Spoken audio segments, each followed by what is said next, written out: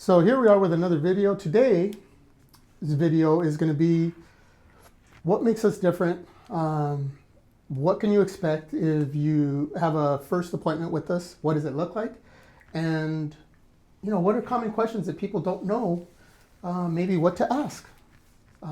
So we have Caleb here, once again being the person who's asking the questions. And so let's take it away, Caleb.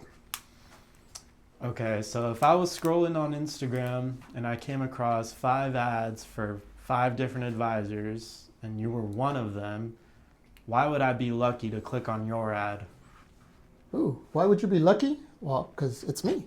But no, I guess a better question is what would be different between me and the other 4 advisors? And I think it goes back to our process. Many people who are calling, who are online, or whether it's Instagram or online on Google or what may be, they're looking for information. And we've got so much information, but I think the common questions I get when I get somebody who will call a cold call, somebody who calls us randomly from an ad, they want to know 2 things typically is the extent of their questions. What are my fees? 3 things. What are the products I use? And what is the average rate of return? And those are so basic questions, I'll say, in the over scheme of what we do. And so I want to zoom out and kind of start with differentiating between myself as a financial advisor, a broker that works for a broker dealer, right? And an insurance professional, meaning life insurance licensed. And so there's 3 segments, I would think. Broker dealer, I'll just call it a BD, insurance,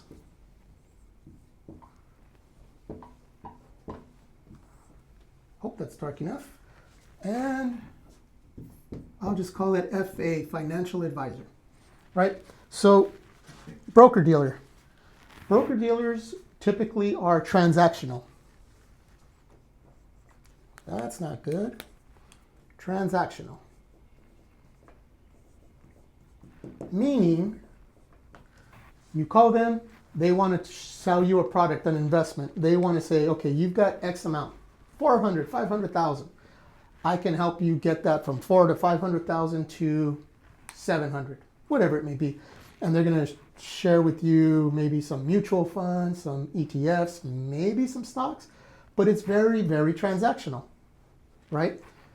Insurance. While insurance, which I have the license for insurance as well, they're more insured. They have to be insurance products. Get this out of here. Products.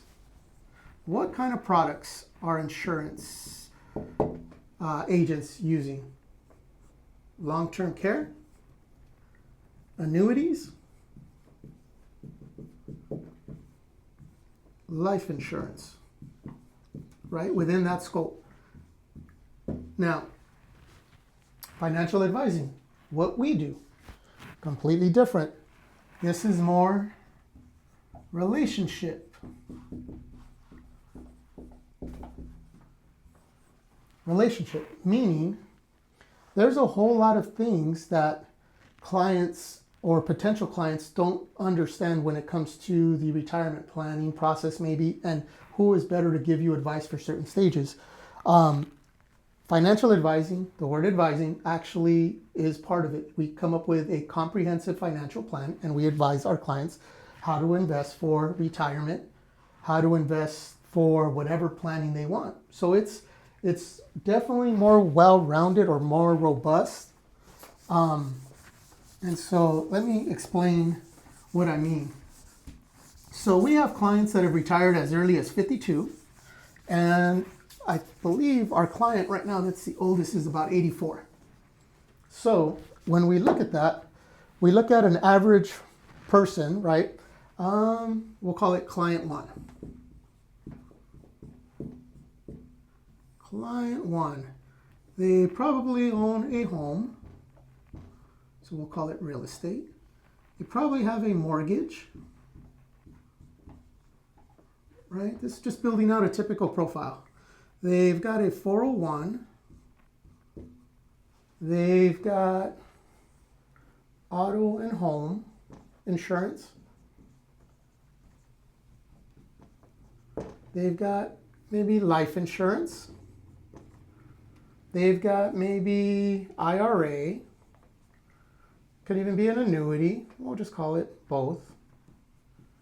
What else? Taxes, right? CPA.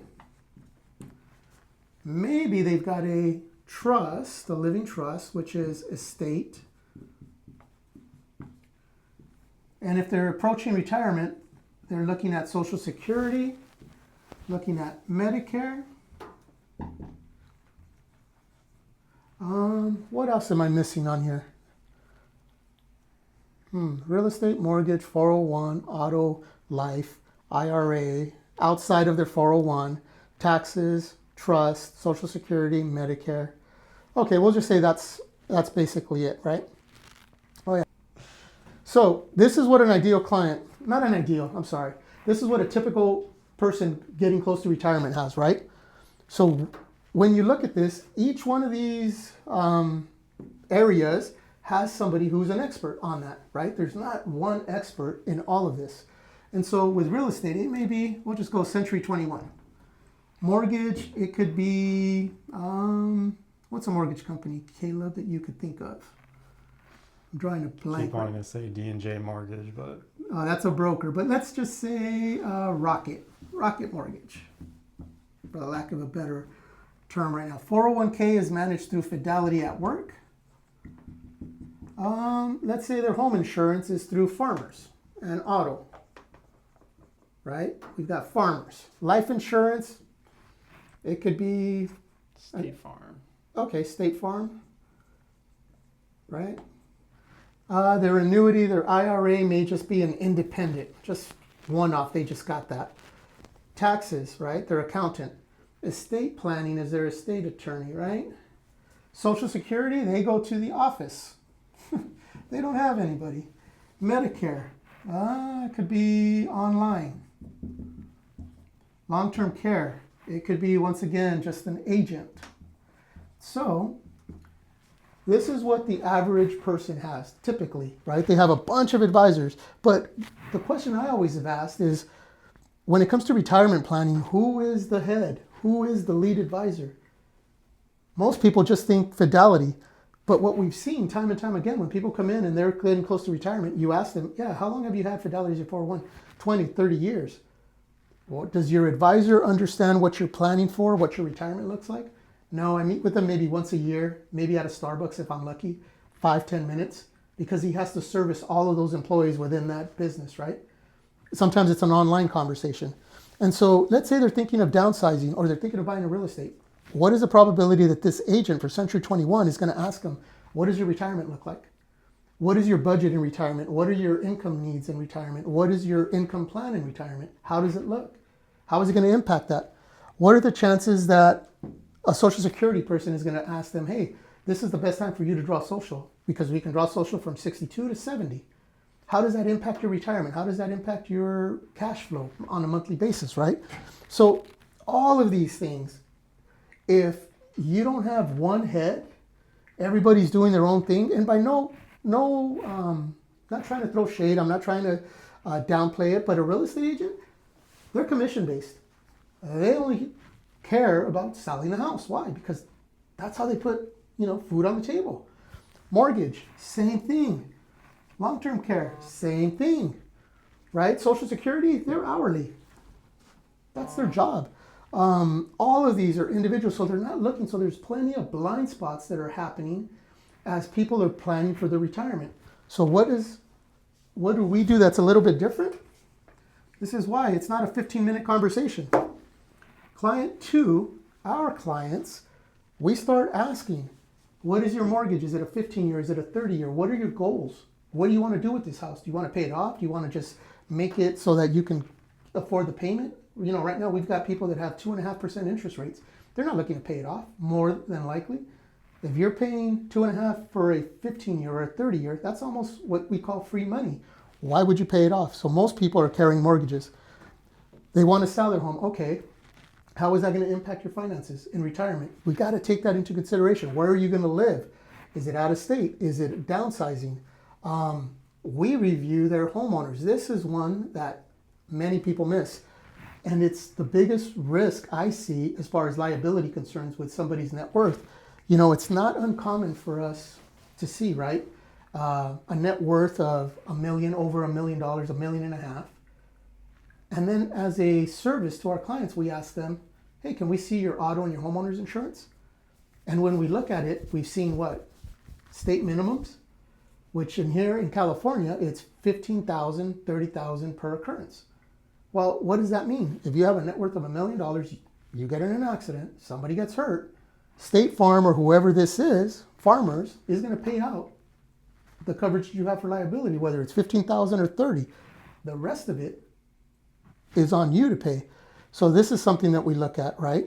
The IRAs, we see annuities or individual IRAs that are small, and we wonder, what is the purpose of this account?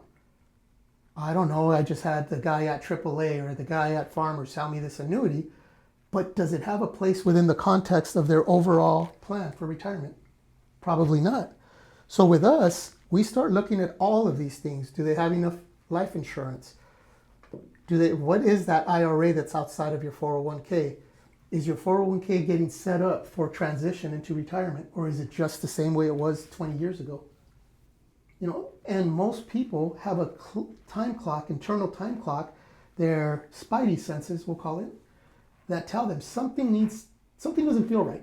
It doesn't seem like all of this is working together. There's something that worries them. And so the reason it worries them is because all of this is individual. They're all blind spots, right? Social Security, they're not going to get one-on-one planning with Social Security.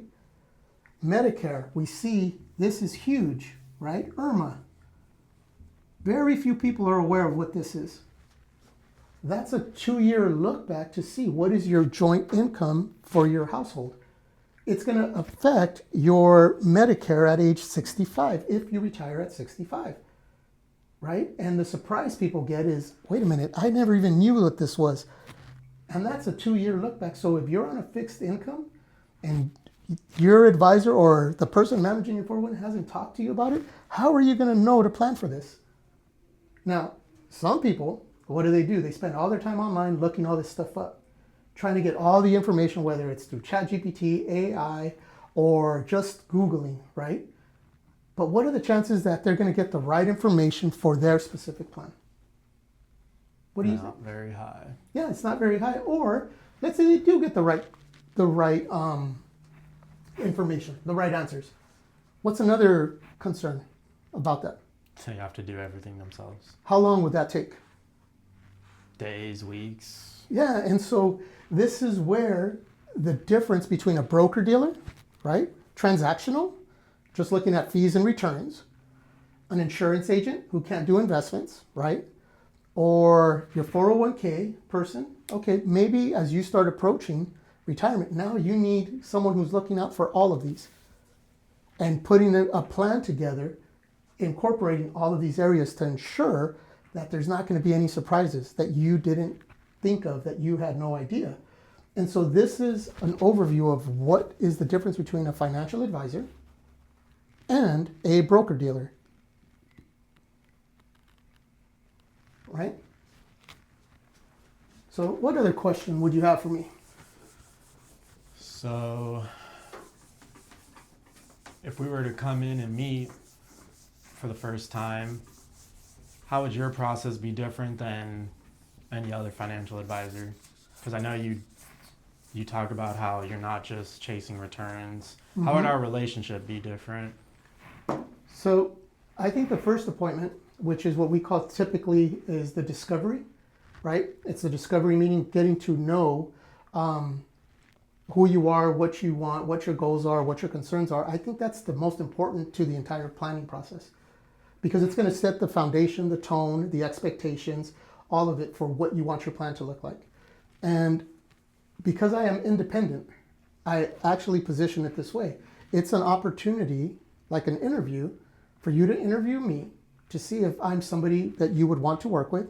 It's also the opportunity for me to interview you to see if you're an ideal client, right? And that's the beauty of being independent. I don't have to work with everybody. I'm very selective who I work with. As you saw that client one versus client two, that entire package of what we look at, it's not uncommon for us to put a plan together that takes us anywhere from 10 to 12 hours. And that's not including the times that we meet with the clients. This is just researching, making sure that the plan is going to make sense for what we discuss. And so I have to be very selective with who I work with who I'm going to spend that type of time with. So it's really, it's relationship building. And so our ideal clients have to have a couple characteristics. It has to matter to them. Clients who say, and not clients, but people who say, yeah, I need to do this. I need to look into my retirement planning. Okay, that's kind of a good starting point. I would take it a step further and say, I work with people who want help with their retirement planning. They're not looking on Google. They're not trying to get answers and pick my brain for answers so they can go and try to find the right perfect plan, create the perfect plan on all the information they're putting into ChatGPT. It's literally, I'm looking for the person that needs help, more importantly, that wants help, and that is open-minded to go through a process. They're willing to spend some time with us planning their ideal retirement versus spending more time watching Netflix, watching SportsCenter, watching the Lakers, the Dodgers, whoever it may be, or planning a vacation. It's amazing to us how little people want to spend time in their retirement planning, right? Mm-hmm. We get people who are going to show up and don't. They're going to call us and don't. But they probably spend, there's studies that show that people spend more time planning a vacation than a retirement. And they take multiple vacations a year, sometimes at least one a year. You get one shot at retiring. And it's an accumulation of 30 years of work, typically, sometimes 40. We have a family member who's retiring after 50 years with the same company. If you're going to spend that much time accumulating something, planning for something, looking forward to something, shouldn't you invest more time than an average vacation? Right? So those are the ideal profiles who we're looking for. Open-minded, willing to learn, willing to think outside the box and not be like everybody else, right? Going to the big brokerage firms and trying to go through this as quickly as possible for the least amount of fees. And so the first question, I think, or what we try to figure out is, does this person have an ideal vision of what their retirement to be like? Right? We can think of ourselves as architects. And what do we need before we can start putting a plan together if we were an architect? Blueprint. Right? We need an idea of what do you want this house to look like, this building, this addition, whatever it may be. And so when we start, the first question I ask is a question that I learned from Dan Sullivan, who's an entrepreneurial coach. He does strategic coach. I was blessed to be able to work with him and learn from him. And the question that I always ask day one, first part of the meeting is, if we were meeting here 3 years from today, looking back over the last 3 years, what has happened in your life, both personally and financially, for you to be happy with any progress that has been made? People get blown away. I've had some people who are like, I don't want to even think about that. I just want you to tell me, what are your investments? What are the average returns? What are your fees? At that point, we wrap up shop and say, you know what? I'm not the ideal advisor for you. Not in a bad way, but it's not going to be a good fit because I'm looking long-term to build relationships, right? So I want somebody who's actually thought about what they want in their retirement. Most retirees who are happy in retirement have a purpose. They've thought about the ending of their working years is just the beginning of the next chapter in their life. So they're focused on what's their contribution going to be, right? Who are they spending time with? What are they doing besides just I'm going to sit at home and I'm going to sit on my lazy boy and I'm going to watch Netflix or the news or whatever it may be. Those are our clients who are out, spending time with their loved ones, the ones that they've wanted to spend most time with. Now that time is more limited as they age. And so that question, starting with the end in mind, 3 years, not the end, but future, they start to tell us, what do we want to see? We want to see, I've traveled. More specifically, where have you traveled? How many times? Where did you move to? What state? What does the house look like? I want to help our grandkids. How? How do you want to help them? I want to pay for a car. I want to pay for this. I want to pay for college. Whatever it may be, we write it down. And that becomes the check, like our target, right? And then 3 questions that I ask them, which I think is really important, I ask, what are 3, we'll call it dangers or concerns that you would have if I became your advisor? The top 3, what do you think they are, Caleb, that we typically get? If you're going to give them good advice. Good advice. What else? What's another one? You're going to communicate. Communication. Yep, this is like playing Family Feud. What's another one that we get? I mean, if you're like a scammer, basically. Trust. Trust, yeah. And fees. Right? Those are the most common, right? When I ask them, what are concerns that you have if I became your advisor? Do you have good advice? Are you good at communication? Trust, can we trust you? And fees. And so trust, that comes over time. Explaining and having transparency. What is the process? How does it look? Why am I recommending what I'm recommending? Am I completely transparent? Communication. Do I get back in a timely manner? Phone calls, emails, do we do that? Good advice. Over time, you start to see, is it good advice? Did it accomplish the goal, right? Which is, what do you want to see in 3 years? Not a benchmark, not a return. That's not what we're doing here. The next question is, what are opportunities? What are 3 opportunities you'd like to focus on? And so here, they may say, buy a home. Second home, let's say. They can say, have a plan. One that's common is, how can I say this? Where they feel like they're still in control of their finances, but that's not the right word. Like their lifestyle is still the same. They're financially secure. That's the word I'm thinking of. Financial security, right? They're not going to run out of money, right? So those are the top 2. Those are the first 2 questions I ask them, right? 3 things that you would be afraid of that are dangers or concerns if I became your advisor. They give me that list. 3 opportunities that we can focus on. So as you can see, there's a reason for asking these questions. We're drawing a picture of what they want. Now, if all they want is a 15% return, and that's literally all they want, guess what?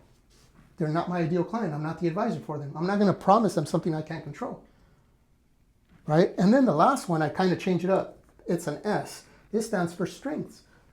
I ask them, what are 3 strengths of your personal character that I can count on if you become my client?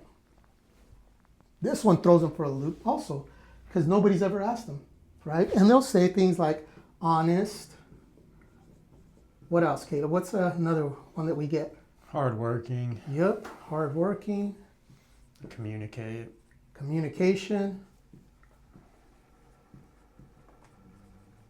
Can you think of another one? Transparent. Transparent, yeah. Kind of with honest, right? Mm-hmm. And so, why would I do this? Why would I ask them those questions particularly? So you can hold them accountable. Yeah, accountability is a 2-way street, right? As an advisor, they come to me for help, recommendations, advice, management, right? All of that. And so when we look at that, they're telling me, hey, we want good advice, we want good communication, we want to be able to trust you, and we want to know, let's say, example, fees. We want to know what your fee structure is. And so what I tell clients, hey, if your portfolio did double-digit returns, or let's say we doubled your money in 3 years, or in 1 year, it's not going to happen. That's not what I'm saying. But the point is, let's say we had just 50% returns for that year in that portfolio, but I didn't return their calls. I didn't explain my fees. Did I do a good job? No. No. And I will tell you, if you sit with me, even if you got a 50% rate of return, but I didn't communicate with you, and I didn't explain to you what your fees were, these are the 3 of the 4 things that you're telling me you're concerned about. So if I didn't address these concerns, I don't care what the return is. I deserve to be fired because you clearly communicated what you don't want to see. What are your concerns? And so how do I tie that back here? The strengths, accountability, Well, if you're telling me that you're honest, you're hardworking, you're good at communication, and you're transparent, if I'm reaching out to you because I need to, I don't reach out to our clients just for the fun of it, but if there's something that we need, something that's urgent, and you're blowing me off and you're not communicating back to me, you're not returning my emails, voicemails, whatever it may be, or you're not being completely transparent, that's a red flag. I am very selective with who I work with, so it's a relationship. There has to be reciprocity. You can't expect me to be all of this, and you're not going to provide that for me. On the flip side, I can't expect you, you can't expect me if you're doing all of this, and I'm on the flip side, right? I'm doing the opposite. That's why I say I deserve to be fired. So this starts to put the parameters to what our relationship should be like. And one of the cool things about this is we bring it up in every review. So has anything changed? The 3-year timeline, has anything changed in this plan? No. And then we start checking off the boxes. Have you taken that trip? Have you done this? Yes. Some clients don't, and we encourage them. It's not about earning more at this point in life. It's about enjoying the things that you plan for. Take that trip. You have enough in your assets. We have allocated for it. So take it. The other thing that this is really powerful, it's one of the hardest things that we do is when our clients pass away and the family comes in, whether it's the kids, the surviving spouse, grandkids, and we sit down and we go over what their finances were, what their financial plan was. And when I pull out this sheet and I have it in writing and I have the date on it and I literally write it in their words, what they wanted to see, they'll say things like, wanted to take care of my kids. I wanted to make sure this child has this child has that. Everything they say, good or bad. And that's why in a previous video I showed the tissue box, right? Because it's emotional. I'm crying with them. And when they're reading the words that I wrote down from their mom or their dad, they're like, wow, that's literally my mom and dad talking. I can hear them talking to me and saying that. So it becomes a very powerful thing that we can look back, not only to hold ourselves accountable as advisors, but also capture that memory of what was the purpose for that client and what they wanted to see with their money that they had saved up during their lifetime for their kids, their grandkids, right? And so it becomes a really, really powerful document or a form that we put in everybody's financial plan. And so one of the challenges I have is how do we communicate this effectively to the people that are being referred to us? How do we tell them it's not about this, it's not about returns, it's literally putting together a plan for you that is going to give us the roadmap to get where we want to get to with those assets, right? So it's completely different. I think it's completely different, and it's really powerful. It captures who they are. And so this is why I love doing what I do and why it never gets old. Trying to think of another thing that we do that's different, or what sets us apart. But this is one of it. This is the foundation to what we do, and this is the mirror that we're going to hold up and we're going to be held accountable to, Can you think of another question? Oh, I got one. But go ahead. So how does it normally go after the R factor question? After the R factor, the 3 years, Yeah. we go into what we call the DOS, right? The dangers, opportunities, and strengths. And you mean after that? Yeah, after that. After that, that's when we start talking about numbers. Now we start seeing, okay, what's your age? Let's start gathering your information, your financial information, right? We start looking at Social Security. What age do you want to retire? What age do you want to draw Social Security? Do you have a house? What's your mortgage? Do you have multiple properties? What are the payments on it? What is the cash flow? We start designing, we start putting down the pieces to be able to design a plan. Accounts, right? Values, IRAs, Roth IRAs, taxable, savings, life insurance, long-term care, pensions. We start building a plan. And so that kind of takes me into the next part that I want to explain the difference between an advisor and a broker dealer, or what most people think financial planning is, right? Most people, when they say like, oh, you're a financial planner, you invest people's money. That's not all we do. There's things that you as a 25-year-old that you worry about in your investing, right? And then there's things that are people who are, I'm going to say 50 through retirement, because 50, let's say you want to retire at 60, 62, You want to give yourself 10 years, but let's say 50, 52 through retirement. You're going to start thinking of a lot of different things. You're going to think of taxes. You're going to think of, what else would you think of? A distribution, right? You need to think of how are you going to live off of the money that you've accumulated. It's no longer the accumulation. I'll just put it here. Accumulation, this is you, right? The only thing you're worried about here should be growth. That's it. Why? Because you have a job, hopefully. That's taking care of your income, your expenses, your budget, all of that. Taxes, you can try to figure that out, but typically they're in 401ks. So when you're approaching retirement, 10 years out, 5 years out, and in retirement, things change. You got to think of the taxes. You got to think of the distribution plan. How are you going to start taking distribution, right? It impacts taxes. You're going to think about Social Security. You're going to think about Medicare. You're going to think about longevity, right? Which is the risk of outliving your money, for sure. You're going to think of long-term care. You're going to think of inflation. You're going to think of, what else am I missing here? You said it the other day, market volatility, right? Yep. There's also sequence of returns risk, right? That's the market going down. We're seeing corrections in the market right now, but that's retiring. And as soon as you retire, the market is going down and you're taking distributions. It's the sequence or the order of the returns, right? Negative returns and taking money out becomes a problem. You have to think about this stuff. The economy, there's estate planning. There's all these things that go into a mind for a retiree. Whereas for you, this is all you should be thinking about. And so when we sit down, there's a lot of stuff to cover that we have to address. The same thing, client one versus client two. How do we do all of this? It takes time. So going back, who is our ideal client? Somebody who's willing to put in the time to get answers to these questions. It's not a one meeting. It's definitely not 15-minute phone call. And that's the hardest part to distinguish when somebody refers someone to us. It's a little bit easier because it's what we call a warm handoff. It's referred. So there's actually proof, right, that we're hopefully trustworthy, that we are competent, that we communicate. Because if not, I don't think somebody would be referring us. So it's a little bit different. But somebody who calls on an ad and wants a 15-minute answer, we can't give them all of this. So it's a different process, right? And that's what our ideal clients, we walk them through all of this.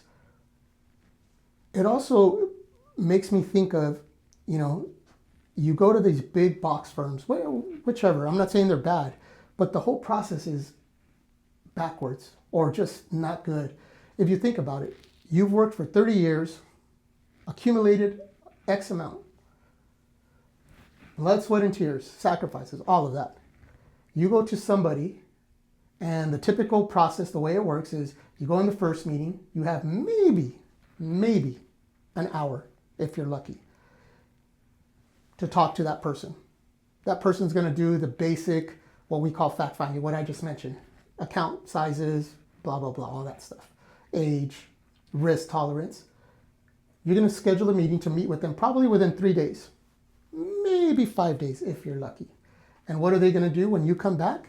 They're going to have a plan. We'll call it a plan for the lack of a better word. They're going to have a recommendation on how you should invest.